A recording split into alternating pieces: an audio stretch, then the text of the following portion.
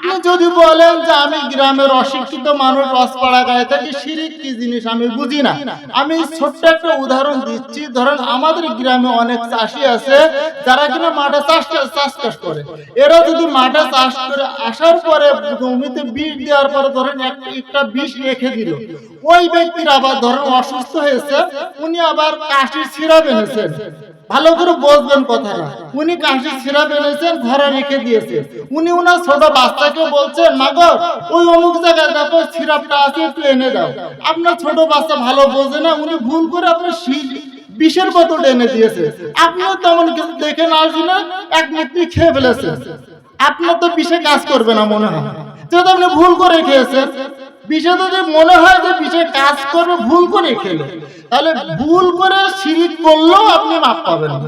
আসসালামু আলাইকুম ওয়া রাহমাতুল্লাহি ওয়া বারাকাতুহু। সকল প্রশংসা সে আল্লাহ রাব্বুল আলামিনের প্রতি, যিনি আমাদেরকে সুস্থ রেখে আজকের এই মহতী অনুষ্ঠানে হাড়িয়াদেড়া গ্রামবাসী উদ্যোগে মাহফিল ময়দানে আসার, বসার এবং কিছু কথা শোনার তৌফিক দান করেছেন। এই জন্য আমরা সবাই বলি আলহামদুলিল্লাহ। লাখো কোটি দুরূদ ও সালাম সে বিশ্ব মানবতার মুক্তির দূত, যাকে আল্লাহ রাব্বুল আলামিন মুক্তির মহান এই পুরো সৃষ্টির উপরে, যাকে আল্লাহ রাব্বুল আলামিন রহমত করে সৃষ্টি করেছেন। সবাই বলি সাল্লাল্লাহু আলাইহি সাল্লাম। আসলে একদম সংক্ষিপ্ত আকারে কথা বলা যায় না, আর একটা কথা যদি শুরু করি সেটা যদি একটু ইতি না টানি, তাহলে কিন্তু আপনি কিছু বুঝতে পারবেন না।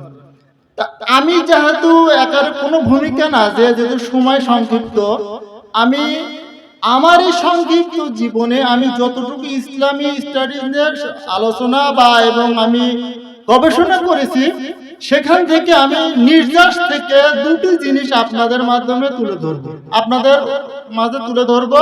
সেটা হলো আপনি কিভাবে আল্লাহর কাছে ক্ষমা পাবেন এবং আপনি কিভাবে আল্লাহর কাছে খুব নিকটবর্তী হবেন। আমার গবেষণা আমি যেটা ধরা পড়েছে, সেটা এক নম্বর হলো আপনি যদি শিরিক মুক্ত থাকতে পারেন। কারণ আল্লাহ রাব্বুল আলামিন পবিত্র কোরআনে বলছে, আমি সমস্ত গুনাহ মাফ করে দেব শুধু শিরিক ব্যতীত। আরেকটা হাদিসে আসছে, আল্লাহ রাব্বুল আলামিন যদি কোনো বান্দাকে জাহান্নাম নির্ধারণ করে দেন, তবু আল্লাহ রাব্বুল আলামিন গফুর রাহিম। তিনি বলছেন যে আমার বান্দা দেখো কোনো কারণে মাফ করে দেওয়া যায় কিনা। তখন ফেরেশতারা পাতে উল্টিয়ে দেখবে এই বান্দা এমন গুনাহ নাই যে তার জীবনে করে নাই, কিন্তু এই বান্দা তার জীবনে কোনোদিন শিরিক করে নাই। শুধুমাত্র এই একটি আমলের কারণে আল্লাহ রাব্বুল আলামিন ওই বান্দাকে মাফ করে দিবেন। বলেন সুবহানাল্লাহ। এই যে শিরিক মুক্ত ইবাদত আপনি কেন করবেন? কারণ যে আল্লাহ রাব্বুল আলামিন আমাকে আপনাকে সৃষ্টি করেছেন, সে আল্লাহ রাব্বুল আলামিনের সাথে অংশীদার করা, আল্লাহ যা পারে এটা আরেকও পারে, এটা আরেকও পারার ক্ষমতা রাখে, এটা হলো শিরিক। আপনি যদি বলেন যে আমি গ্রামের অশিক্ষিত মানুষ, রসপাড়া গায়ে থাকি, শিরিক কি জিনিস আমি বুঝি না, আমি ছোট্ট একটা উদাহরণ দিচ্ছি। ধরেন আমাদের গ্রামে অনেক চাষি আছে যারা কিনা মাঠে চাষ করে।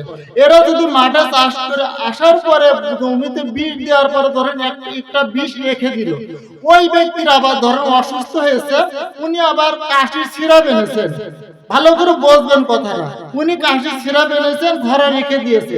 উনি ওনার ছোট বাচ্চাকে বলছেন, মা গো ওই অমুক জায়গায় দেখো সিরাপটা আছে, একটু এনে দাও। আপনার ছোট বাচ্চা ভালো বোঝে না, উনি ভুল করে আপনার বিষের বোতল এনে দিয়েছে। আপনিও তেমন কিছু দেখে না আসি না, এক মিনিট খেয়ে ফেলেছেন। আপনার তো বিষে কাজ করবে না মনে হয়, যেহেতু আপনি ভুল করে খেয়েছেন।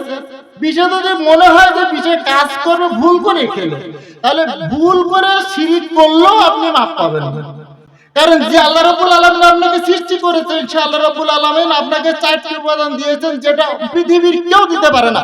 বর্তমান আধুনিক বিজ্ঞান বলছে যে একটা মানুষকে সৃষ্টি করতে হলে 13টি উপাদান লাগে, তার 9টি উপাদান মা এবং বাবার থেকে নেন, কিন্তু 4টি জিনিস আল্লাহ রাব্বুল আলামিন তার বান্দাকে গিফট দেন।